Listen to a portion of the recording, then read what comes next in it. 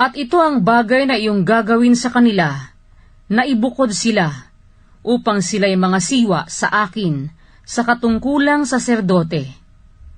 Kumuha ka ng isang guyang toro, at ng 2 lalaking tupang walang kapintasan, at tinapay na walang lebadura, at mga munting tinapay na walang lebadura, na hinaluan ng langis, at mga manipis na tinapay na walang lebadura, na pinahira ng langis, na gagawin mo sa mainam na harina ng trigo.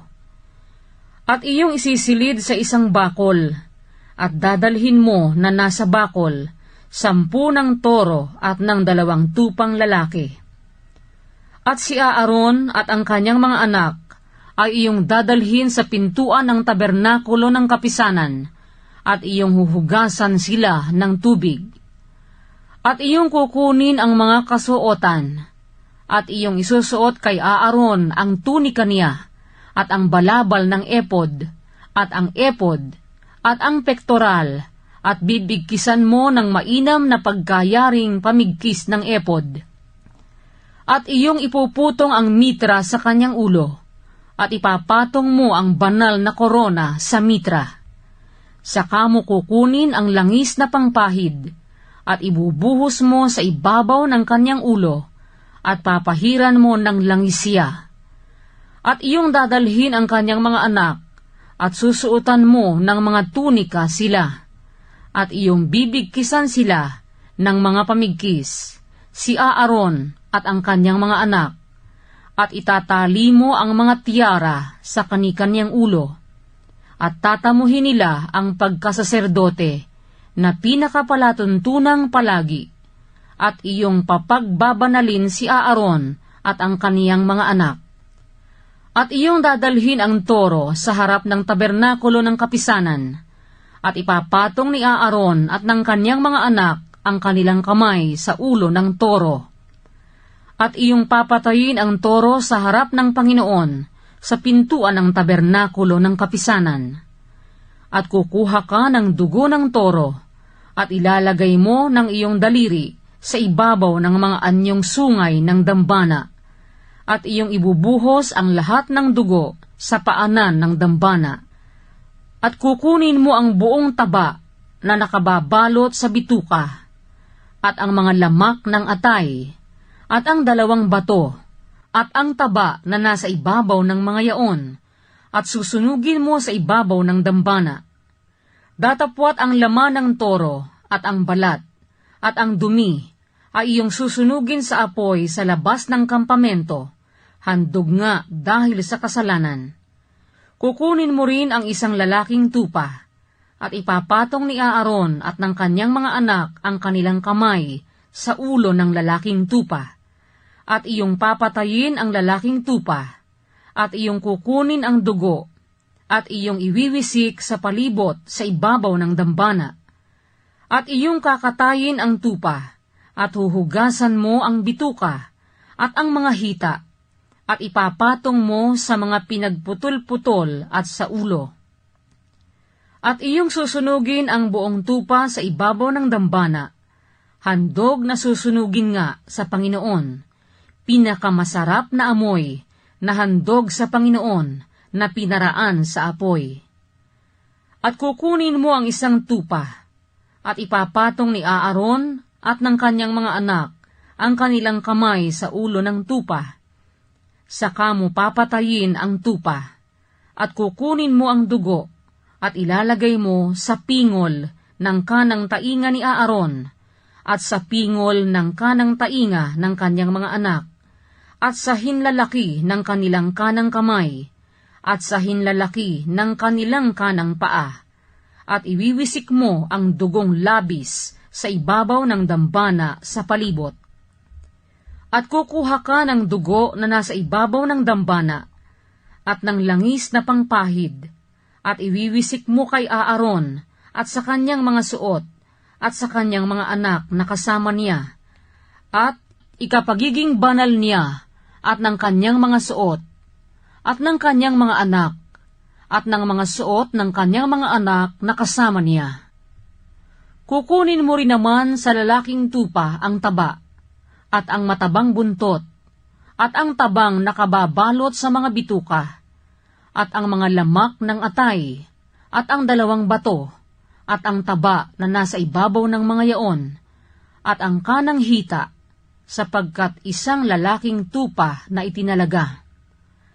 At isang malaking tinapay, at isang munting tinapay na nilangisan, at isang manipis na tinapay sa bakol ng tinapay na walang lebadura na nasa harap ng Panginoon.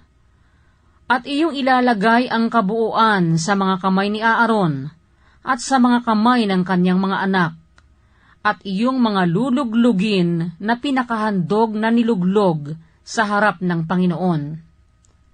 At iyong kukunin sa kanilang mga kamay, at iyong susunugin sa dambana sa ibabaw ng handog na susunugin, na pinakamasarap na amoy sa harap ng Panginoon, handog nga sa Panginoon na pinaraan sa apoy. At kukunin mo ang dibdib ng tupa na itinalaga ni Aaron, at luglugin mo na pinakahandog na niluglog sa harap ng Panginoon, at magiging iyong bahagi.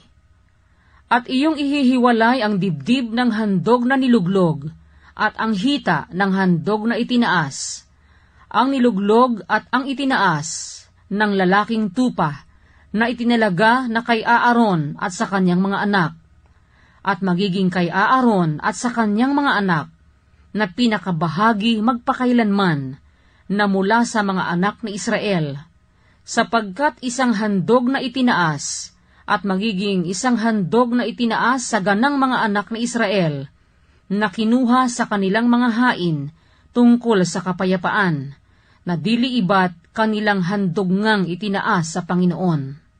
At ang mga banal na kasuotan ni Aaron ay magiging sa kanyang mga anak, pagkamatay niya, upang pahira ng langis sa mga yaon, at upang italaga sa mga yaon. 7 araw na isusuot ng anak na magiging saserdote na kahalili niya, pagka siya'y pumapasok sa tabernakulo ng kapisanan, upang mga siwa sa dakong banal. At kukunin mo ang lalaking tupa na itinalaga, at lulutuin mo ang kanyang laman sa dakong banal. At kakanin ni Aaron at ng kanyang mga anak ang laman ng tupa, at ang tinapay na nasa bakol sa pintuan ng tabernakulo ng kapisanan. At kanilang kakanin ang mga bagay na yaon, na ipinangtubos ng sala, upang italaga at pakabanalin sila, datapwat hindi kakain niyaon ang sinumang taga-ibang lupa, sapagkat mga bagay na banal. At kung may lumabis sa laman na itinalaga, o sa tinapay, hanggang sa kinaumagahan, ay iyong susunugin sa apoy ang labis, hindi kakanin sapagkat yaoy banal. At ganito mo gagawin kay Aaron at sa kanyang mga anak, ayon sa lahat na aking iniutos sa iyo, 7 araw na iyong itatalaga sila. At araw-araw ay maghahandog ka ng toro na pinakahandog, dahil sa kasalanan na pinakapangtubos, at iyong lilinisin ang dambana, pagka iyong ipinanggagawa ng katubusan niyaon, at iyong papahira ng langis upang pakabanalin. 7 araw na iyong tutubusin sa sala ang dambana, at iyong pakakabanalin, at ang dambana ay magiging kabanal-banalan, anumang masagi sa dambana ay magiging banal. Ito nga ang iyong ihahandog sa ibabaw ng dambana, 2 kordero ng unang taon araw-araw na palagi. Ang 1 kordero ay iyong ihahandog sa umaga, at ang 1 kordero ay iyong ihahandog sa hapon. At kasama ng 1 kordero na iyong ihahandog, ang 10 bahagi ng 1 epa ng mainam na harina, na may halong 4 na bahagi ng 1 hin ng langis na hinalo, at ang 4 na bahagi ng 1 hin na alak ay pinakahandog na inumin. At ang 1 kordero ay iyong ihahandog sa hapon, at iyong gagawin ayon sa handog na harina sa umaga, at ayon sa inuming handog niyaon, na pinakamasarap na amoy, na handog nga sa Panginoon na pinaraan sa apoy.